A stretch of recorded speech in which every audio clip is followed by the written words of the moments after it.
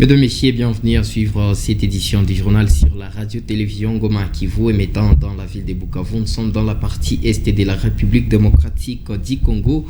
Débutant cette édition du journal par cette actualité. Plusieurs morts et des décès enregistrés dans un accident de circulation survenu à Bidékan, territoire de Walungu, ce samedi 30 juillet 2022. Des sources sur place renseignent que c'est un bus en provenance de Bukavu vers Kamituga qui venait de cogner deux motos et une voiture entre Mugogo et Bideka. Parmi les victimes, l'on note les motards et leurs clients, les chauffeurs et les passagers à bord du bus. Notez que les blessés étaient acheminés au centre de santé Bideka pour des soins appropriés. Et restons toujours en territoire de Walungu. Le président du Milapro et une délégation de la CELPA sont arrivés à Kaziba la matinée de ce samedi 30 juillet 2022 pour préparer la célébration du centenaire de la CELPA. Depuis Kaziba, Gislon Atongoka pour un plein détail. Cette délégation conduite par le président du conseil d'administration de la CELPA, le révérend Michel Omba, et le président du Milapro, Norbert Basengezi Katintima, vient de visiter les travaux de finissage de l'église du centenaire de la 5e CELPA Namurera.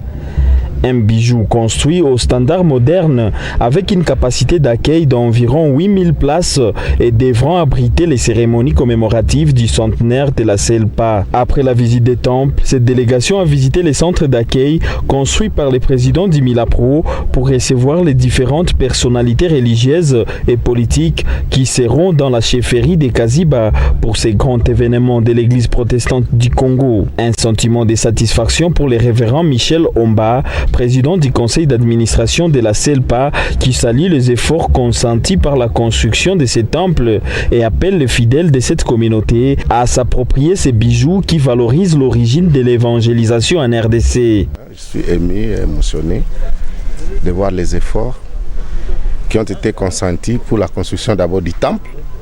J'ai vu beaucoup de temples catholiques.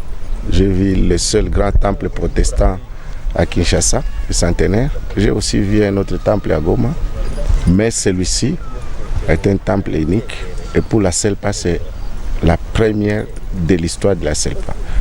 Et pour nous, nous sommes heureux parce que ça valorise l'origine de l'évangile au Congo. À cette occasion, cette délégation va travailler avec les différentes commissions pour mener à bien les activités du centenaire de la CELPA prévues du 11 au 14 août 2022 prochain. Pour rappel, le premier missionnaire de la CELPA était arrivé en chefferie de Kaziba en 1922 pour apporter la bonne nouvelle. Merci Gislon Atongoka et bon séjour dans la chefferie de Kaziba. Le député national Prince Chokola Katintima vient de disponibiliser un montant de $10,000 pour soutenir les projets innovants des jeunes entrepreneurs. L'élu de Walungu l'a annoncé lors de son arrivée dans la chefferie de Kaziba vendredi 29 juillet 2022 dans le cadre de ses vacances parlementaires. C'était à l'issue d'un échange avec les habitants de Kaziba en la salle Tolsfen. Depuis Kaziba, Christian Mukenge, Charmant Chifuliru, reportage. Le député national Chokola Katintima Prince a été chaleureusement accueilli dans son fief électoral de la chefferie des Kaziba. Devant une foule immense réunie dans la salle Tolsen, l'homme de développement concrétise sa promesse avec la disponibilité d'un montant de $10,000 pour soutenir les projets innovants des jeunes.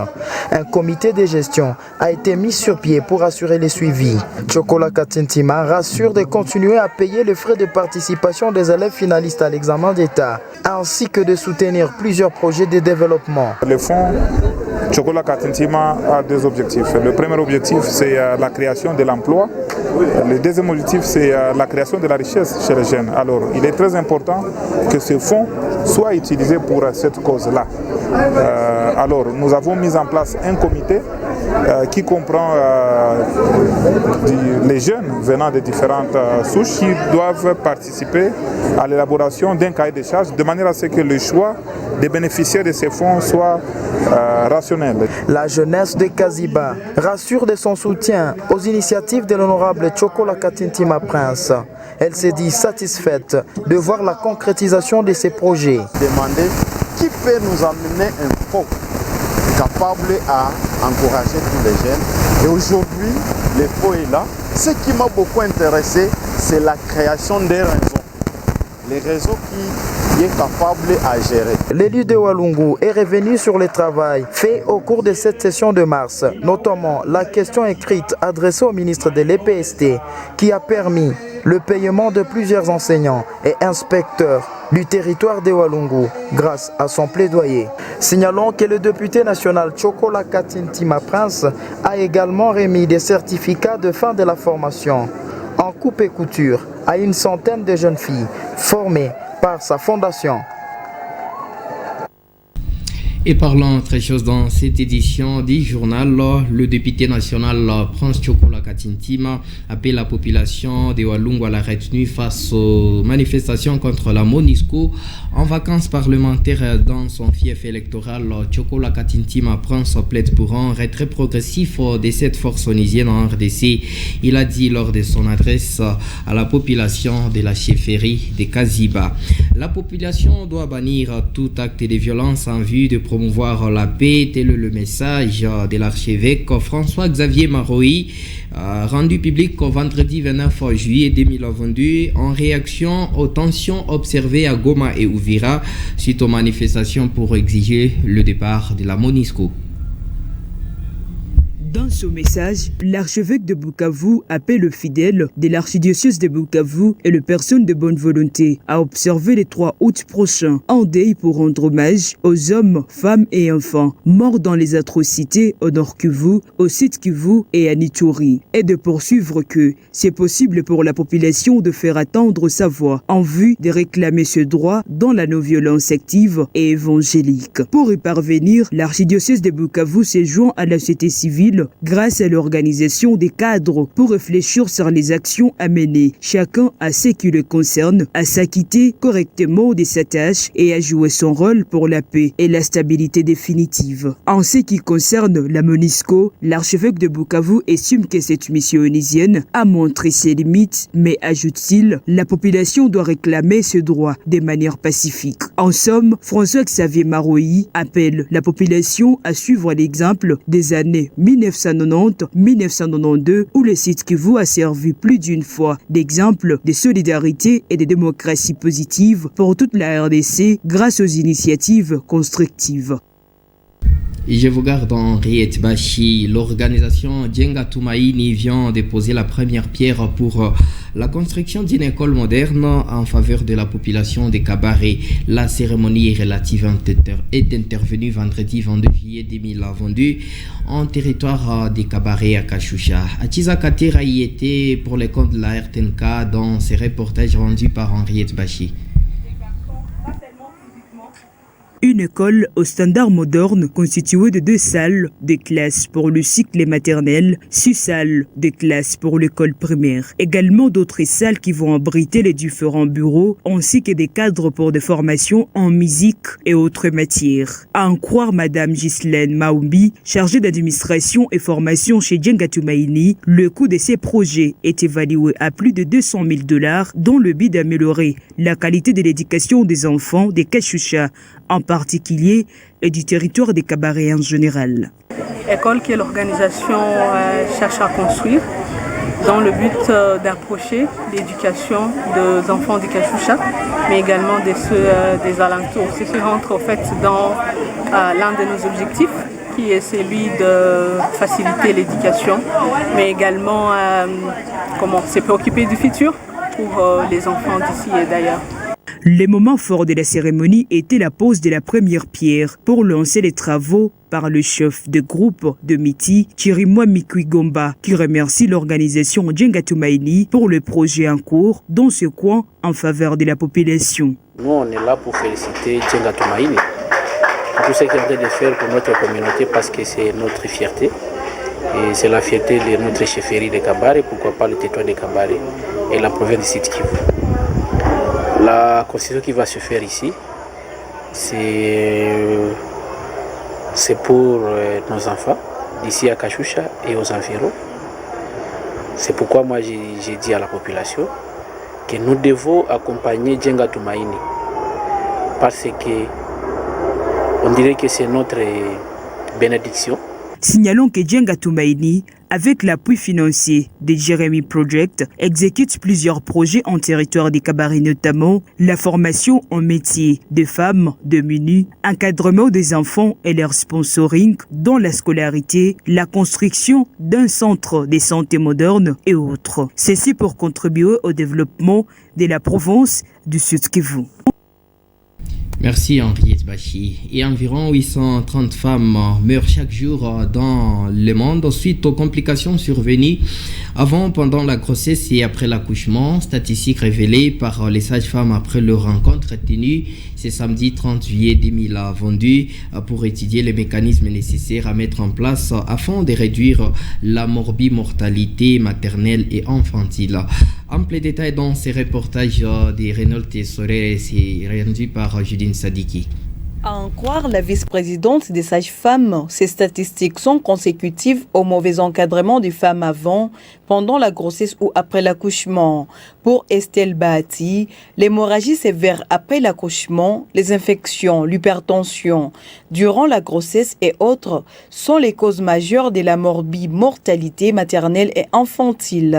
Voilà pourquoi Estelle Bahati appelle les sages-femmes à bien jouer leur rôle, celui de prendre à priorité la vie de la femme avant, pendant la grossesse ou après l'accouchement. Maintenant, nous sommes là, c'est pour essayer de rappeler aux collègues sages-femmes, aux collègues infirmiers, aux médecins, le rôle de la sage-femme dans cette réduction. Parce que comme vous le savez bien, les femmes décèdent des causes évitables, beaucoup plus les hémorragies, et que la sage-femme doit essayer de prévenir les hémorragies, non seulement du postpartum, mais les hémorragies pendant la grossesse et pendant le travail d'accouchement. Voilà. Les sages-femmes doivent mettre en pratique leurs compétences et les compétences qui les amènent à contribuer dans la prévention. Mais comme dit-on que vaut mieux prévenir que guérir, les sages-femmes doivent amener les femmes à prévenir les hémorragies.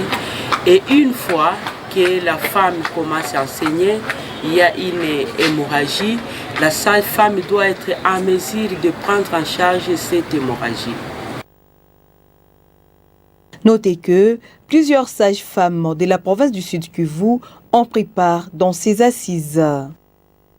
Merci Judine Sadiki. Et face au problème d'infertilité qui tracasse plus d'un couple, un problème social qui est à la base des séparations de plusieurs couples ou des rejets entre partenaires, plusieurs voix s'élèvent afin d'appeler les couples à se faire consulter dans le but de savoir la cause et trouver une solution, étant donné que cela peut soit dépendre de l'homme ou de la femme. N'est-ce pas Rosine Migabou? Dans un entretien avec les reporters de la radio-télévision Goma Kivu, Dr Ra, gynécologue et spécialiste dans les domaines de fertilité à l'hôpital général d'Epanzi, précise que, du côté de la femme, les causes sont évaluées à 40% et peuvent être ovulatoires, des tumeurs, obstruction ou blocage des trompes, des infections ou des manques d'ovocytes ou F qui servent de la régulation de la femme. Tandis que du côté de l'homme, les causes sont à 30%. L'anomalie des spermatozoïdes reste la principale.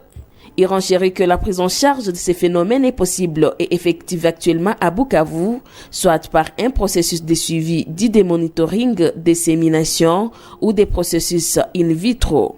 Il invite les couples à se faire consulter régulièrement. Il y a des causes d'abord qu'on appelle les facteurs chez l'homme, chez la femme et chez les deux, et même des facteurs qui ne sont pas connus. Donc, et d'entrée des jeux, actuellement, on connaît que pour la femme, c'est 40% de causes d'infertilité, l'homme c'est 30%, le 20% c'est les deux associés, et 10% ce sont des causes qu'on appelle idiopathiques, ça veut dire qu'on n'a pas de réponse, même nous les médecins, ça arrive, mais il n'y a pas d'explication. Ils viennent en consultation pour discuter et de savoir qu'est-ce qui est à la base de ces problèmes d'infertilité et puis on peut trouver une solution. Ici est de signaler que l'infertilité est définie comme l'absence de grossesse ou de faire arriver une grossesse à terme durant plus ou moins une année pour un couple qui vit ensemble sans notion de contraception. Et l'association des propriétaires et motocyclistes transporteurs du Congo à Promosco ainsi que le bureau du territoire des cabarets plaident pour l'identification des motocyclistes des territoires qui travaillent en ville de Bukavu, ceci pour lutter contre l'insécurité. Cette association l'a exprimé dans une lettre adressée au ministre provincial des Transports et Voies de Communication et dont copie nous est parvenue, Ghislain Tongoka. Dans cette correspondance, la Promotco indique que les motocyclistes venant des territoires de Kabare, Calais et Walungu pour travailler en ville de Bukavu seraient refoulés par certains indicateurs en ville de Bukavu depuis le lancement de l'opération d'identification des motocyclistes et d'ajouter que les gilets d'identification des motocyclistes de territoire seraient différents de ceux de la ville. Une situation que cette association juge de discriminatoire alors que ces derniers devraient jouir le même droit que ceux de la ville de Bukavu. Face à cette situation, Serge Banza, président de la Promotco, appelle le ministre des Transports de faciliter aux motocyclistes des territoires de se faire identifier en ville et d'amorcer l'identification des motocyclistes dans les territoires en vue de prévenir les dérapages, ainsi que l'uniformisation des gilets des motocyclistes sur toute l'étendue de la province. En rappel, le gouvernement provincial, à travers le ministre des Transports et Voies de Communication, avait lancé l'opération d'identification des motocyclistes depuis quelques mois pour combattre l'insécurité. Pour le moment, les motocyclistes sont en dérogation pour se mettre en ordre avec l'État congolais. Bouclons cette édition du journal par cette actualité. Le ministre provincial des Transports et Voies de Communication appelle les responsables des motocyclistes à bannir toutes sortes de discriminations à l'égard de leurs collègues venus des différents territoires pour s'identifier. Alimassi Malumbi Mathieu l'a dit dans une interview accordée au reporter de la radio-télévision Goma à Kivu. C'est samedi 30 juillet 2022. Pour lui, tous les motocyclistes sont égaux et personne n'a le privilège de défendre l'autre, de ne pas s'identifier, car cette opération concerne tous les motocyclistes de la province du site que vous suivez. L'opération d'identification, cette activité concerne l'ensemble de la province du site Kivu. Alors, c'est tous les motocyclistes de la province qui travaillent ici en province qui seront identifiés. Cette opération leur concerne. C'est l'opération qui les invite à être identifiés. Et donc, aucun motocycliste ne sera pas identifié.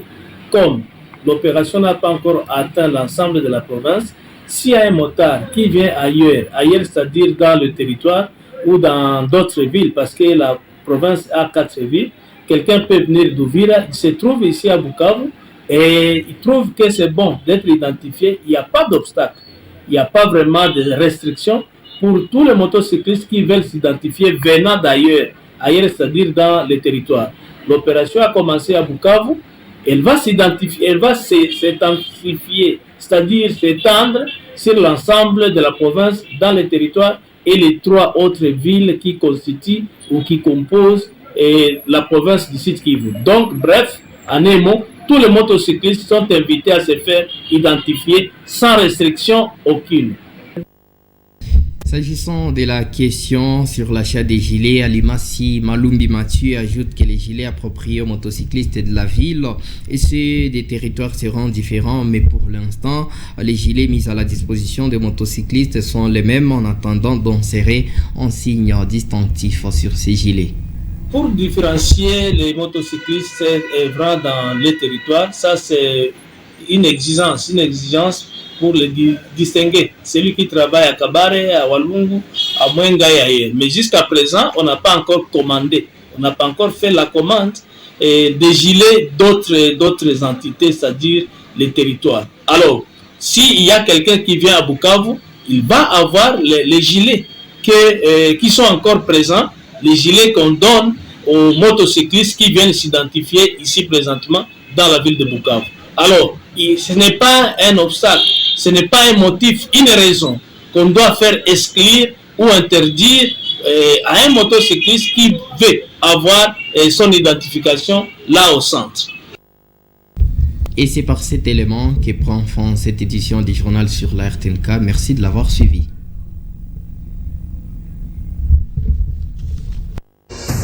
Afrique.